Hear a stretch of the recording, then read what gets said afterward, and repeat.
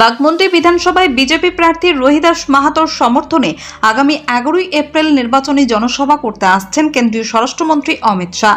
এই সভাকে সফল করতে ইতিমধ্যেই তৎপর হয়ে উঠেছে বিজেপির জেলা নেতৃত্ব। সোমবার বাঘমুন্ডি কুশলডি ক্রিকেট ময়দান সহ আরও কয়েকটি ময়দান পরিদর্শন করেন পুরুলিয়ার সাংসদ জ্যোতির্ময় সিং মাহাতো। তার সঙ্গে উপস্থিত ছিলেন জেলা সভাপতি শঙ্কর মাহাতো ও রাকেশ মাহাতো সহ অন্যান্য স্থানীয় নেতৃত্ব। সভাস্থলের প্রস্তুতি, নিরাপত্তা ব্যবস্থা এবং জনসমাগমের পরিকল্পনা খতিয়ে দেখা হয়। বিজেপি সূত্রে জানা গিয়েছে, সভাকে কেন্দ্র করে কর্মী সমর্থকদের মধ্যে ব্যাপক উৎসাহ তৈরি হয়েছে। নেতৃত্বের দাবি, এই জনসভা বাঘমুন্ডির নির্বাচনী লড়াইয়ের বড় প্রভাব ফেলবে এবং দলের পক্ষে জনমত আরও সুসংহত করবে।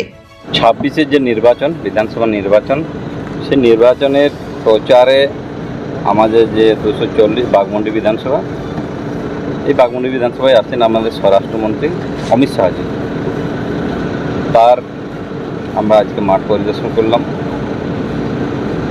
একের অধিক মাঠ পরিদর্শন করেছি। দেখা যাক কোন জায়গায় সুবিধা হয়। কোথাকার পরিদর্শন হলো? বাঘমুন্ডির ভেতরেই আছে। এইটা একটা কুশলডি ক্রিকেট গ্রাউন্ড, সেরকমই আর একটা মাঠ দেখা হয়েছে। তারিখ ঠিক হয়েছে? সামনে 11 তারিখ। 11 তারিখ কত? 11 তারিখ সেকেন্ড হাফে। আর কি কোনো কেউ আসছে? বাকি সময় মতো জানানো।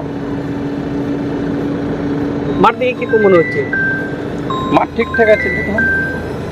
এরপরে তো উপরে সিকিউরিটির বিষয় আছে, ওনারা আসুন, ওনারা দেখবেন ক্লিয়ারেন্স। জনসভাতে লক্ষ্যমাত্রা কি আছে? জনসভা দেখুন, এমনিতে লক্ষ্যমাত্রার আমরা যে লক্ষ্যমাত্রা রাখবো তার থেকে কিন্তু বেশি হয়ে যাবে। মানুষের যে আবেগ আছে, হ্যাঁ, গ্রামেগঞ্জে মানুষের যে উৎসাহ আছে বিজেপিকে ক্ষমতায় আনার জন্য এবং তৃণমূলকে ক্ষমতাচ্যুত করার জন্য যে মানুষের আবেগ আছে, তাতে আমরা যে লক্ষ্যমাত্রায় আমরা রাখি না কেন, তার থেকে বেশি হবে। নির্বাচনের পূর্বে এই সভা কতটা সফল হবে বলে মনে করছেন? 100% সফল হবে।